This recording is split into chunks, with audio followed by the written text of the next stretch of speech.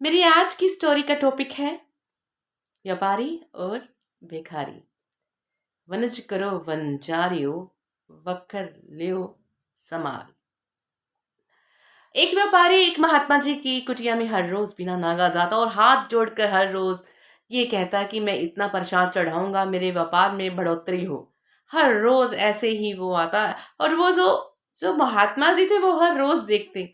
और एक दिन उनके मन में विचार आया कि आज इस व्यापारी से बात की जाए। वो व्यापारी से बोले, बेटा बात सुनो, तुम बहुत बड़े व्यापारी हो। क्या व्यापार स्वार्थ का ही कर रहे हो या परमार्थ का भी व्यापार कर रहे हो? तो वो एकदम से हैरान होकर बोला कि महात्मा जी, क्या परमार्थ में भी व्यापार होता है?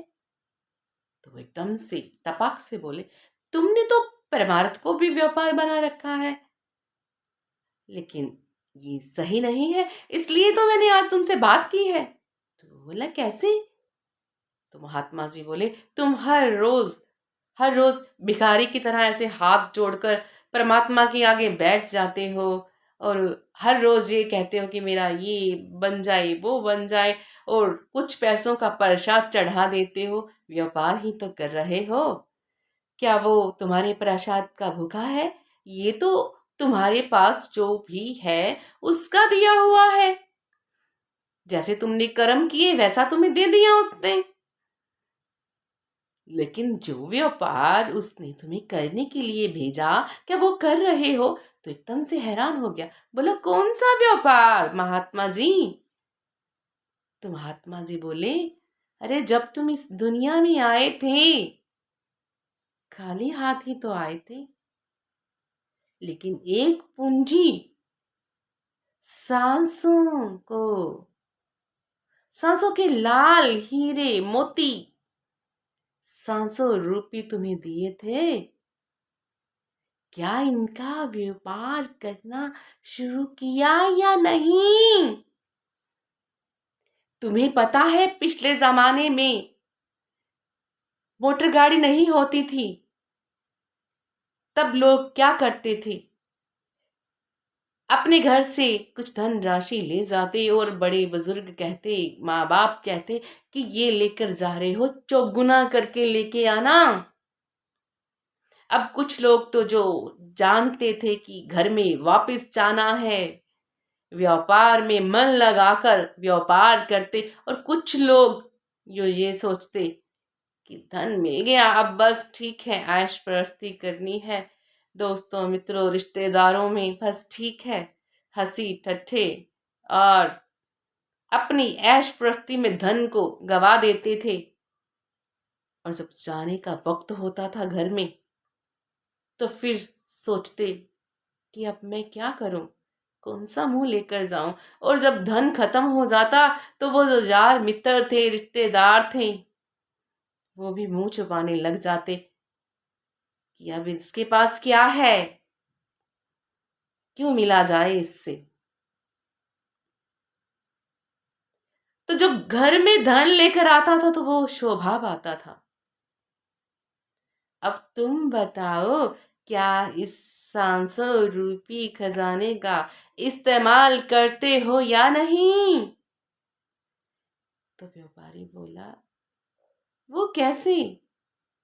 तो महात्मा जी बोले, देखो, तुम व्यापार करते हो,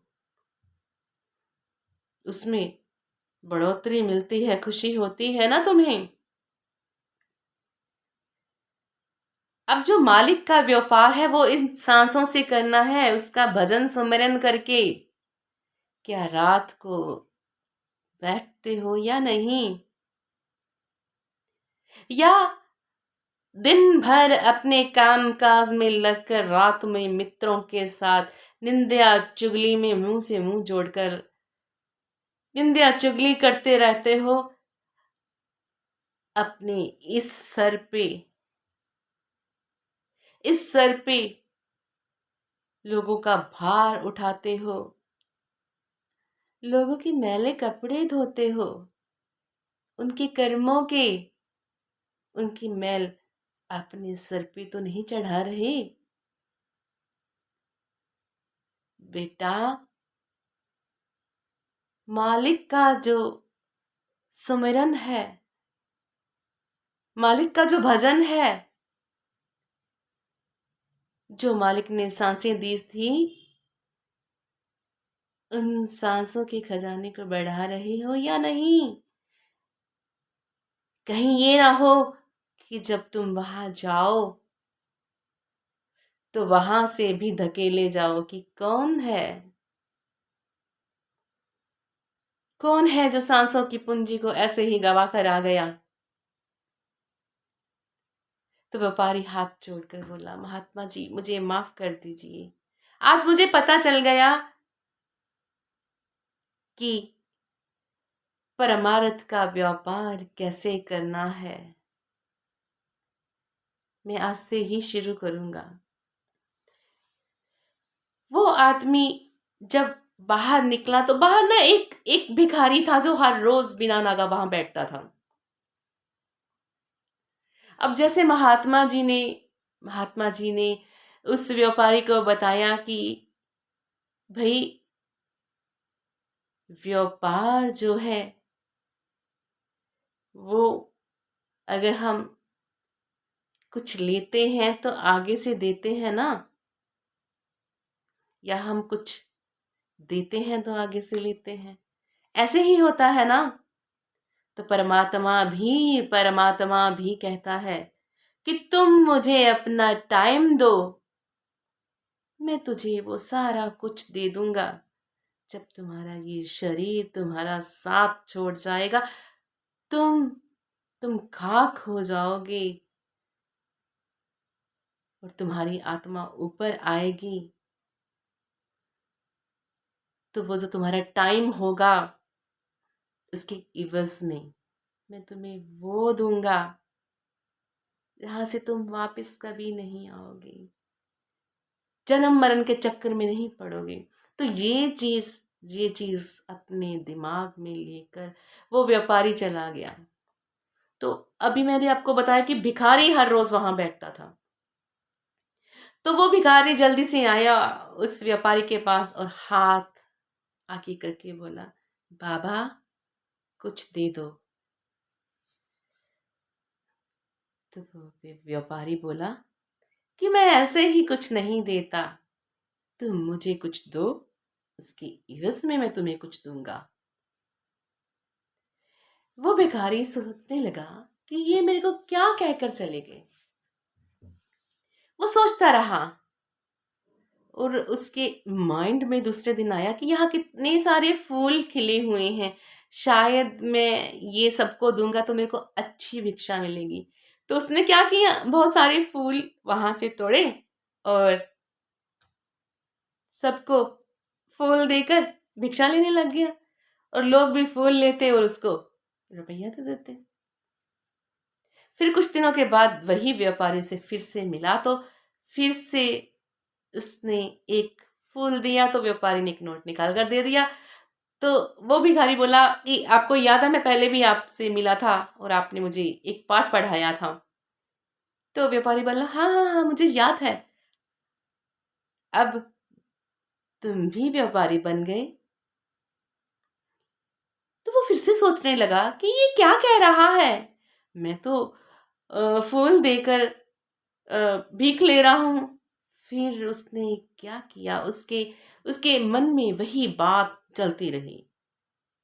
उसके माइंड में ये बात घर कर गई कि मेरे को उसने बोला कि तुम भी व्यापारी बन गए, मतलब कि लोगों ने मुझे भीख नहीं दी, जो मैंने फूल दिया उसके इवज में मुझे कुछ पैसे दिए, क्योंकि फूल बहुत महंगे मिलते थे वहां।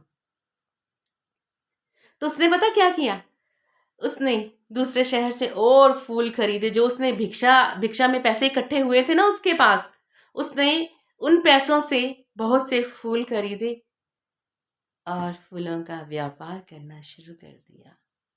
कुछ दिनों के बाद फिर से वो व्यापारी मिला, तो वो भाग कर वहां गया और उसको थैंक्स किया और कहा कि आपने मुझे जो जिंदगी का पाठ पढ़ाया, उस पाठ से अब मैं भिखारी नहीं, बहुत बड़ा फूलों का व्यापारी बन गया हूँ।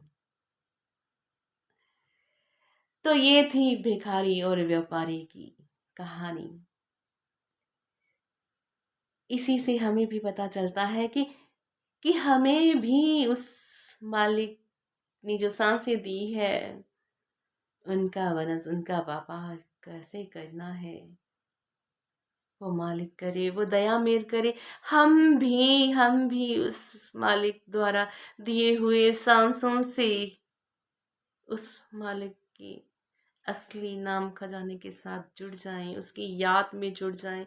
हम जैसे निकम्मे, हम जैसे अनजान उस मालिक के घर को पा सकें, ताकि दोबारा से इस जन्म मरण के चक्कर में ना पड़े।